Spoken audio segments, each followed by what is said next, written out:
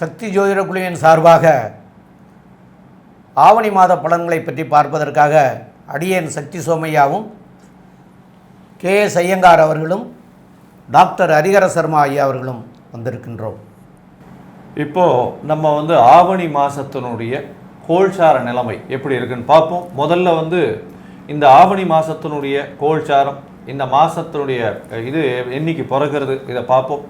அதற்கு பிறகு பார்த்தேன்னா இந்த மாதத்தில் எந்தெந்த கிரகங்கள் பெயர்ச்சி ஆறுது அப்படின்றத பார்ப்போம்.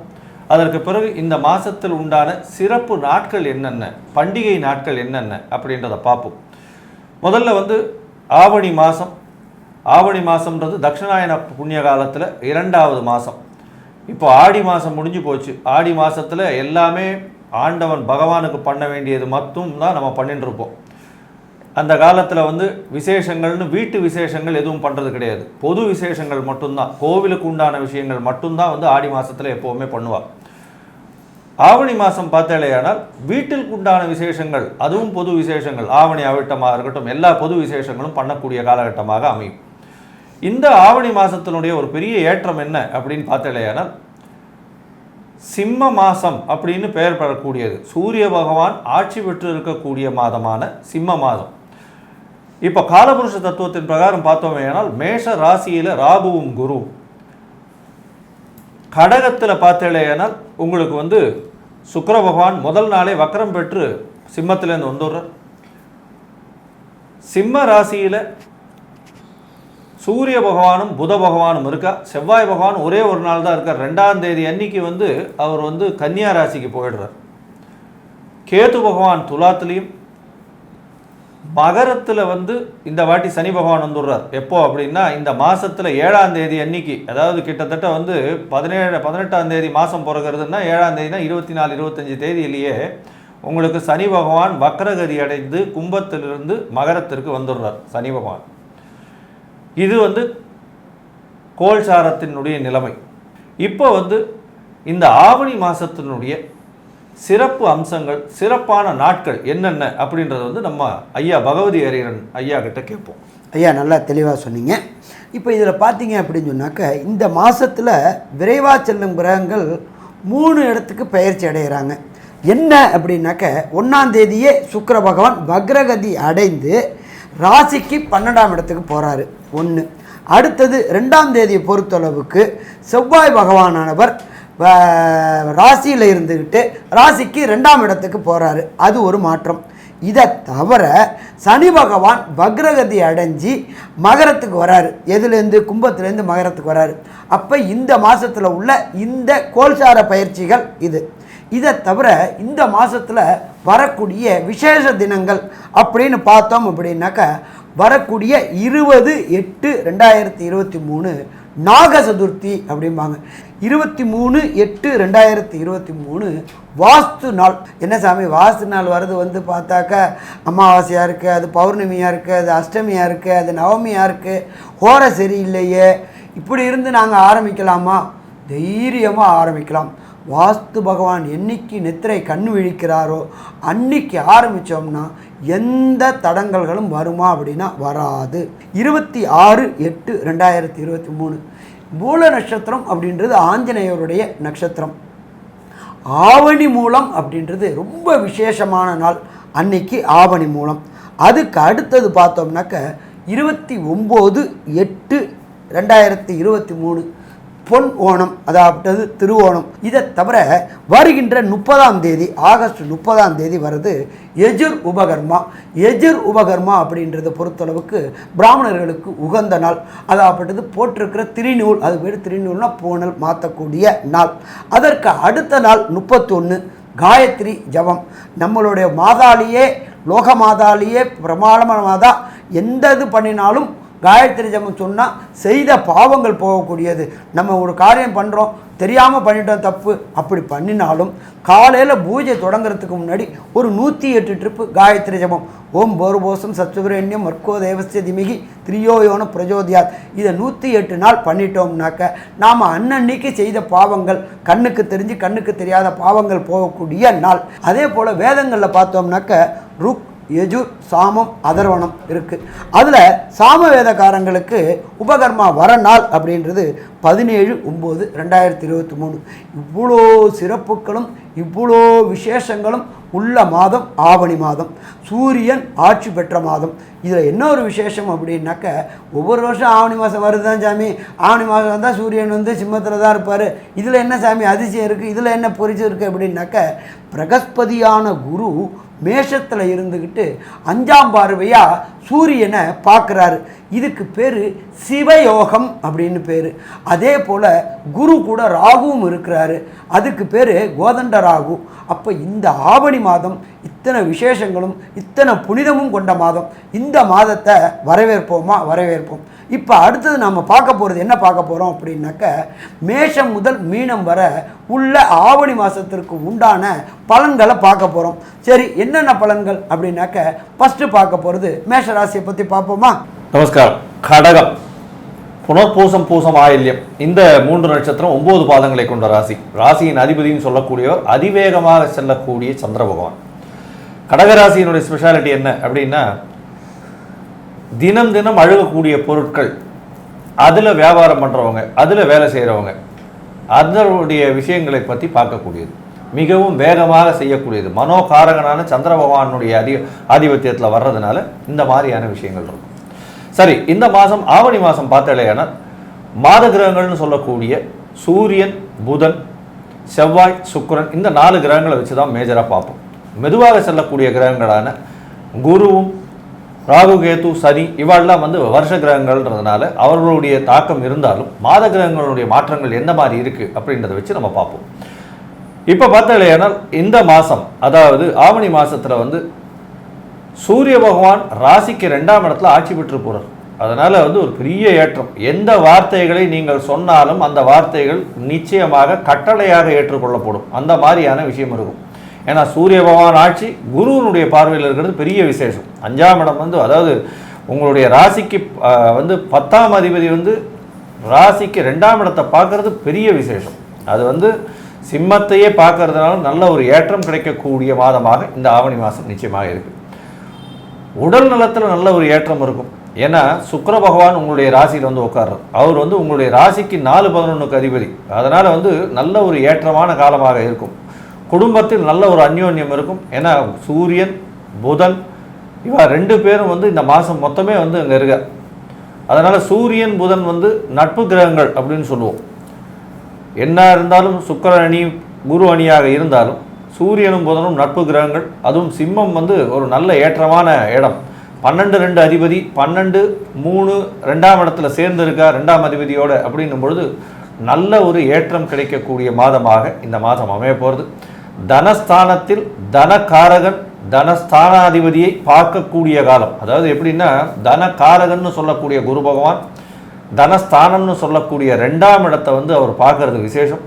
அதுவும் சூரிய பகவான் இருக்கக்கூடிய காலத்தில் அவர் பார்க்குறார் தனக்காரகன். இந்த கடகராசிக்கு தனக்காரகனே வந்து சூரியன் தான். அதனால் வந்து அவர் பார்க்கும் பொழுது உங்களுக்கு பணம் வந்து டேப்லேருந்து கொட்டுற எண்ணெய் மாதிரி கொட்டும், பிசிறு எதுவுமே இருக்காது. அந்த மாதிரி பணம் வந்துகிட்டே இருக்கும். குடும்பத்தில் நல்ல ஒரு மகிழ்ச்சி இருக்கக்கூடிய காலகட்டமாக இருக்கும். இந்த கடகராசிக்காரர்களுக்கு பார்த்தீங்கன்னா, உங்களுக்கு வந்து இப்போது வக்கரகதியில் 7ஆம் இடத்துல வந்து சனி பகவான் வரார் இந்த மாதம். அதாவது சனி பகவான் 7ஆம் இடத்துல வர்றதுனாலையும் சுக்கிர பகவான் உங்களுடைய ராசியில் இருக்கிறதுனாலையும் சுக்கிரன் சனியினுடைய பார்வை சமசப்தம பார்வை இருக்குது. சனி பகவான் சுபத்துவம் அடைகிறார் சுக்கிரனுடைய பார்வையினால். அதனால் பார்த்தேனால் கொஞ்சம் வந்து வீட்டுக்கு வந்து அதிகமாக செலவு பண்ணுவீங்க. உடல் நலத்தில் வந்து கொஞ்சம் பர்ஃப்யூம்லாம் போட்டுக்கிட்டு கொஞ்சம் ஹெல்த்தியாக இருக்கணும்னு நீங்களே நினச்சிப்பீங்க. ஃபிட்னஸ் ரொம்ப நல்லா இருக்கணும்னு நீங்களே நினைப்பீங்க. படாடோபங்கள் கொஞ்சம் போகக்கூடிய இடத்துலலாம் படாடோபம் இருக்கணும்னு நீங்களே பண்ணிப்பீங்க. உங்களுடைய உடை மாற்றம், ஆள் மாற்றம், இது எல்லாமே இந்த மாதத்தில் நிகழும். பார்த்துட்டே வந்தீங்கன்னா 7ஆம் இடத்துல வந்து சனி பகவான் ஆட்சி பெற்ற சனி பகவான் இருக்க போகிறார். அதனால் பார்த்தேனால் என்ன நடக்க போகிறதுன்னா, உங்களுடைய பார்ட்னர்ஷிப் தொழிலில் பெரிய ஏற்றம் கிடைக்கும். இந்த மாதம் வந்து பார்ட்னர்ஷிப்பில் இருக்கிறவாளுக்கு நல்ல ஒரு ஏற்றம் இருக்கக்கூடிய காலகட்டம். புதுசாக வந்து அதுவும் இந்த காய்கறி, பழங்கள், அதை தவிர வந்து இந்த கிராசரிஸு, பால், முட்டை, இந்த மாதிரி ஃபிஷ்ஷு, அதாவது இந்த மாதிரியான விஷயங்கள் தினமும் அழுகக்கூடிய பொருட்களை விற்கிறவாளுக்கெல்லாம் திடீர் பண யோகம் வரக்கூடிய வாய்ப்புகள் இந்த மாதம் மிகவும் அதிகமாக இருக்குது. உங்களுடைய ராசிக்கு பார்த்தாலேயானால் அதீத யோகக்காரகன் அப்படின்னு சொல்லக்கூடிய செவ்வாய் பகவான் 3ஆம் இடத்துக்கு போகிறார். அது தவிர 12ஆம் அதிபதியும் 2ஆம் இடத்துல இருக்கார். இந்த 2 கிரகங்களினுடைய பார்வை பலமும் அவர்களுடைய ஏற்றமும் என்ன அப்படின்றத இப்போது ஐயா ஹரிஹர சர்மா ஐயா கிட்ட கேட்போம். ஐயா நல்லா தெளிவாகவும் விளக்கமாகவும் சொன்னீங்க. நம்மளை பொறுத்தளவுக்கு எப்பொழுதுமே கடகத்துக்கு அதிபதி சந்திரன். சந்திரனை நீர் அப்படிம்போம். இப்போ இதுவரையிலும் மழை பெய்யாத மாவட்டங்களில், மழை பெய்யாத மாநிலங்களில் நல்ல மழை பெய்யும். உடனே நம்ம கேட்டுக்கலாம், ஏன் சாமி அங்கே இமயமலையில் பிச்சுக்கிட்டு போகுது, பஞ்சாபில் பிச்சுக்கிட்டு போகுது, உத்தரகாண்டில் பிச்சுக்கிட்டு போகுது, ஆனால் வடக்கு வாழ்கிறது தெற்கு தேய்கிறதுன்னு சொல்கிறவங்களுக்கு இந்த பருவமழை தொடங்கக்கூடிய காலகட்டங்கள். அப்போ இந்த பருவமழை தொடங்கியாச்சு அப்படின்னால விவசாயம் செழிப்புறக்கூடிய காலகட்டங்கள். எப்போ விவசாயம் செழிப்புற காலகட்டங்களோ இப்போ ஒவ்வொரு பொருளும் விலை குறையக்கூடிய வாய்ப்புகள். மழை பெஞ்சால் விளைவு நல்ல விளைச்சலாக இருக்கும். நல்ல விளைச்சல் வரும்போது பொருளோட விலை குறையும். அப்போ இந்த காலகட்டங்கள் ஆவணி மாதத்தில் பொறுத்தளவுக்கு எல்லா விளைபொருள்களும் நல்லா விளையக்கூடிய மாதங்கள். அதே போல் ஒரு சில பேர் இந்த பேக்கேஜ்டு ட்ரிங்கிங் வாட்டர்னு செய்கிறாங்க பார்த்தீங்களா, அவங்களுக்கு இது யோகக்கூடிய மாதங்கள். என்ன யோகம் அப்படின்னாக்க நீர்நிலைகளில் பொறுத்தளவுக்கும் நீரை பொறுத்தளவுக்கும் அதிகமாக கிடைக்கிறதுனால பேக்கேஜ் ட்ரிங்கிங் வாட்டர் இது ஒரு பெரிய காலகட்டங்கள். இதுக்கு அடுத்தது நம்பர் 2 நம்மளுடைய பொறுத்தளவுக்கு 2ஆம் இடம் அப்படின்றது வாக்கு, தனம், குடும்பஸ்தானம்.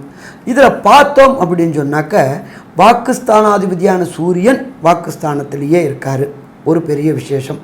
அடுத்தது புத பகவான் அங்கேயே இருக்கார். 3ஆம் இடத்துல செவ்வாய் இருக்கார். இது எல்லாமே திருமணம் அமையாமல் ரொம்ப வருஷமாக காலதாமதமானவங்களுக்கு திருமணம் கைகூடக்கூடிய காலகட்டங்களா அப்படின்னாக்க இது திருமணம் காலக்கூடிய காலகட்டங்கள். அதே போல் 3ஆம் இடத்துல இருக்கிற செவ்வாய் நம்மளோட பொறுத்தளவு கம்யூனிகேஷனும் நல்லா இருக்கக்கூடிய செவ்வாய். இப்போ இந்த செவ்வாய் 3ஆம் இடத்துல இருந்து பார்த்து என்னென்ன பலன்களை தருவார் அப்படின்றத ஐயா சக்தி சோமையா அவங்க சொல்லுவாங்க. அதாவது உங்களுடைய ராசிக்கு 10ஆம் இடத்துக்கு அதிபதியானவர் செவ்வாய். அந்த 10ஆம் இடத்துக்கு அதிபதியான செவ்வாய் உங்களுடைய ராசிக்கு 3ஆம் இடத்திற்கு வர்றார். அதாவது தைரிய வீரிய ஸ்தானம் கன்னியில். அப்போ அந்த கன்னிக்குடையவர் புதன், அவரோ உங்களுடைய ராசிக்கு 2ஆம் இடத்துல தனஸ்தானத்தில் இருக்கார். அப்போ இந்த மாதிரி இருக்கிற சூழக்கூடியதில் தைரியம் நிறைய கிடைக்கும். ஏன்னா குரு பகவான் உங்களுடைய ராசிக்கு 10ஆம் இடத்துல இருக்கார். 7ஆம் இடத்துல வரக்கூடிய சனி, அதாவது உங்களுடைய ராசிக்கு 7ஆம் இடத்துக்கு வரக்கூடிய சனியை சுக்கிரனுடைய பார்வை இருக்கிறதுனால அதனால் வரக்கூடிய விளைவுகள் கொஞ்சம் கம்மியாக தான் இருக்கும். இருந்தாலும் இந்த செவ்வாயுடைய நிலை அப்படின்னு பார்க்குற போது உங்களுடைய ராசிக்கு 3ஆம் இடத்துல இருக்கிறதுனால வேலை வாய்ப்புகள் சம்பந்தமாகவோ வெளிநாடுகள் போகிறதுக்கு உண்டான வாய்ப்புகளோ தரக்கூடிய காலகட்டமாக இருக்கும். அப்போது உங்களுடைய ராசிநாதனுக்கு 11க்குடைய சுக்கிரன் உங்களுடைய ராசியிலேயே இருக்கிற காரணத்தினால வெளிநாடுகள் போகக்கூடிய வாய்ப்புகளை தரக்கூடிய வாய்ப்புகள் உண்டு. வேலை வாய்ப்புகளும், அதாவது இவர் உங்களுடைய ராசிக்கு 5க்கும் 10க்கும் உடைய செவ்வாய் 3ஆம் இடத்துல இருக்கிறதுனாலையும் வெளிநாடு தொழில்துறையாகவும் போகலாம், படிக்கிறதுக்காகவும் போகலாம். இந்த மாதிரியான சூழ்நிலைகளும் ஏற்படுத்தி கொடுக்கக்கூடிய வாய்ப்புகள் மிக மிக அதிகமாக இருக்குது. மேற்கொண்டுள்ள விஷயம் அதே போல் இந்த மாதத்தில் உங்களுக்கு சந்திராஷ்டம தினங்கள் அப்படின்னு சொல்லக்கூடியது ஆவணி மாதத்தில் 13, 14, 15ஆம் தேதி பகல் வரைக்கும் இருக்குது. அதாவது ஆங்கிலத்தில் தேதிக்கு 30, 31 ஆகஸ்ட் மாதம் 30, 31லையும் 1ஆம் தேதி அன்னைக்கு பகல் வரைக்கும் உங்களுக்கு சந்திராஷ்டம தினங்கள் இருக்கிறது. இந்த சந்திராஷ்டம தினங்களில் புதிதான வேலைகளை எதுவும் செய்ய வேண்டாம். ரொட்டீன் ஒர்க்குகளை மாத்திரம் செஞ்சிட்டு இருந்தால் போகும். பழைய தவிர புதுசாக எதுவும் செய்ய வேண்டாம்ங்கிறது தான். இந்த சந்திராஷ்டம தினங்களில் புதுசாக செஞ்சால் அது சிறப்படையாது அப்படின்றது தான் காரணம். அதே போல் இந்த சந்திராஷ்டம தினங்களில் அவசியம் வெளியூர் வெளிநாடுக்காக நாங்கள் டிக்கெட் எடுத்து வச்சுட்டோம், இப்போ சந்திராஷ்டமி தினம் இருக்குதுன்னு இப்போ சொல்கிறீங்க, நாங்கள் இதை மாற்ற முடியாது அப்படிங்கிற சந்தர்ப்ப சூழ்நிலையெல்லாம் இருக்குது. அந்த மாதிரி வரும்போது சில பரிகாரங்கள், அதாவது ஒரு பால் அருந்திட்டு வெளியூருக்கு கிளம்பலாம். அதே மாதிரி இந்த மாதமாக இந்த கடக மாதம் அப்படின்னு சொல்லக்கூடிய மாதமாக இருக்கிறதுனால சந்திரனுக்கு உண்டான பாலை சாப்பிட சொன்னோம். அதேமாரி சந்திர பகவானை வணங்கிட்டு அதாவது சந்திரன் அப்படின்னு சொன்னால் பெண் தெய்வங்களை போய் வணங்கிட்டும் போகலாம். அதை செஞ்சுட்டு இந்த 2 நாட்களில் பயணம் பண்ணலாம். இந்த 2 நாட்களில் வந்து நாமளே வார்த்தைகளை எதையாவது தகாத வார்த்தைகளை சொல்லிவிட்டு அதை பிடிச்சிட்டு நம்மளோட வீம்புக்கு வரக்கூடிய வாய்ப்புகளும் உண்டு. அவங்களும் நம்மளோட எதிரிகளாக இருக்கக்கூடியவங்க வந்து நம்மளோட சண்டை சச்சரவுக்கு வரக்கூடிய வாய்ப்புகள் உண்டு. இந்த சண்டை சச்சரவுகள்லாம் இந்த 2 நாளைக்கு நம்ம வச்சுக்காமல் நம்ம இந்த 2 நாளை வந்து அமைதியாக போகிறதே நல்லது. அது மாதிரி பண்ணிக்கிறது நல்லது. மேற்கொண்டு என்ன தெய்வங்களை வணங்கினால் சரியாக வருங்கிறத பற்றி நம்முடைய டாக்டர் ஹரிஹரசர்மா ஐயா அவர்கள் சொல்லுவாங்க. ஐயா நல்லா தெளிவாகவும் தீர்க்கமாகவும் சொன்னீங்க. நம்மளோட கடகத்துக்கு அதிபதி அப்படின்றது சந்திர பகவான். இந்த சந்திர பகவானுக்கு உகந்த நாள் அப்படின்றது திங்கக்கிழமை ஃபஸ்ட்டு ஓரையாக வருது சந்திரஹோரை. இந்த சந்திரஹோரையில் நாம் இருக்கிற இடத்துக்கு பக்கத்தில் உள்ள கோயிலில் உள்ள நவகிரகத்தில் சந்திர பகவானுக்கு ஒரு நெய் தீபம் 9 முறை பிரதட்சணம். இந்த ஆவணி மாதம் வருகின்ற திங்கக்கிழமையில் சந்திரஹோரையில் இந்த நெய் தீபம் போட்டு வந்துட்டு இருந்தீங்க அப்படின்னாக்க வருகின்ற பிரச்சனையும் வந்த பிரச்சனையும் விலகுமா, சூரியனை கண்ட பனி போல விலகுமா அப்படின்னா கண்டிப்பாக விலகும். இப்போ இந்த கடகராசிக்கு மொத்த பலன்கள் கன்க்ளூஷன் என்ன அப்படின்றத நம்மளுடைய அஸ்ட்ரோ கேஎஸ் ஐயங்கார் அவங்க சொல்லுவாங்க. ஐயா அற்புதமாக சொன்னீங்க. அதாவது கடக ராசிக்கு வந்து எல்லாரும் வந்து அஷ்டமத்தில் சனி இருக்குது, 10ஆம் இடத்துல குரு இருக்குது, இந்த எப்படி இருக்க போகிறோமோ தெரியல அப்படின்ற ஒரு பயத்திலே இருப்பாங்க. கவலைப்பட தேவையில்லை. இந்த மாதம் நல்ல ஒரு ஏற்றமான மாதமாக இருக்கும். ஏன் அப்படின்னா உங்களுடைய ராசிக்கு 2ஆம் இடத்துல தனகாரகன் தனஸ்தானத்திலே இருக்கிறது பெரிய விசேஷம். அதை வந்து தன ஸ்தானத்தில் அதிபதியும் இருக்கார், தனகாரகன் பார்க்குறார். அதனால் பணம் வந்து அபரிமிதமாக கொட்டும். புதிய வேலை கிடைக்கக்கூடிய வாய்ப்பு உண்டு. ஏன்னா உங்களுடைய ராசிக்கு யோககாரகர் அப்படின்னு சொல்லக்கூடிய செவ்வாய் பகவான் 3ஆம் இடமான முயற்சி ஸ்தானத்தில் போய் இருக்கார். உங்களுடைய முயற்சிகள் அனைத்தும் வெற்றி அடையும். எந்த ஒரு முயற்சி, வெளிநாட்டுக்கு போகணும்னு முயற்சி பண்ணுறீங்களா, கண்டிப்பாக வந்துடும். வெளிநாட்டிலேருந்து உங்களுக்கு வந்து விசா வரணும் அப்படின்னு எதிர்பார்த்துட்டு இருந்தீங்களா, இந்த மாதம் கண்டிப்பாக உங்களுக்கு வெளிநாட்டிலேருந்து விசா வரக்கூடிய வாய்ப்புகள் நிச்சயமாக உண்டு. இதை தவிர உங்களுடைய குடும்பத்தில் நல்ல ஒரு ஏற்றமான காலமாக இருக்கும். குடும்பத்தில் பார்த்தீங்களேனால் கணவன் மனைவியிடையே அந்யோன்யம் ஒற்றுமை நல்லபடியாக இருக்கக்கூடிய காலகட்டமாக இருக்கும். தொழிலில் மிகப்பெரிய ஏற்றம் இருக்கும். இருந்தாலும் பார்ட்னர்ஷிப் பிஸ்னஸில் பணம் போடுறது கொஞ்சம் ஜாகிரதையாக பார்த்து போடுங்க. ஏன்னா சப்தமத்தில் வந்து உங்களுக்கு வந்து சனி பகவான் வக்கரகதியில் இருக்கார். அதனால் பணம் போடுறது வந்து பணம் வருதுன்றதுக்காக அதிகமாக தேவையில்லாத செலவு பண்ணிடாதீங்க. சப்தமத்தில் சனி பகவான் ஆட்சி பெற்று போயிருக்கார். அதனால் பார்ட்னர்ஷிப் பிஸ்னஸில் ஜாகிரதையாக இருங்க. பேச்சில் கொஞ்சம் கண்ட்ரோல்டாக இருக்கும். ஏன்னா 2ஆம் இடத்துல சூரிய பகவான் இருக்கிறதுனால கொஞ்சம் பேச்சில் வேகம் அதிகமாக இருக்கும். பேச்சில் நீங்கள் நல்ல மாதிரி பேசினாலும் எதிராளிகள் அதை வந்து தவறாக புரிந்து கொள்ளக்கூடிய வாய்ப்புகளும் அதிகம். கொஞ்சம் ஜாகிரதையாக இருக்கிறது ரொம்பவும் நல்லது. மொத்தத்தில் பார்த்தீங்கன்னா இந்த கடகராசிக்காரர்களுக்கு நல்ல ஏற்றமான மாதமாக இந்த ஆவணி மாதம் அமையிறது அப்படின்னு இந்த சக்தி ஜோதிட குழு சொல்கிறது. நன்றி, வணக்கம். ஸ்ரீ குபேரன் டிவியை பார்த்தமைக்கு நன்றிகள். மேலும் இது போன்ற தகவல்களை தெரிந்து கொள்ள ஸ்ரீ குபேரன் டிவியை சப்ஸ்கிரைப் செய்யுங்கள். மறக்காமல் பெல் ஐக்கானை கிளிக் செய்யுங்கள்.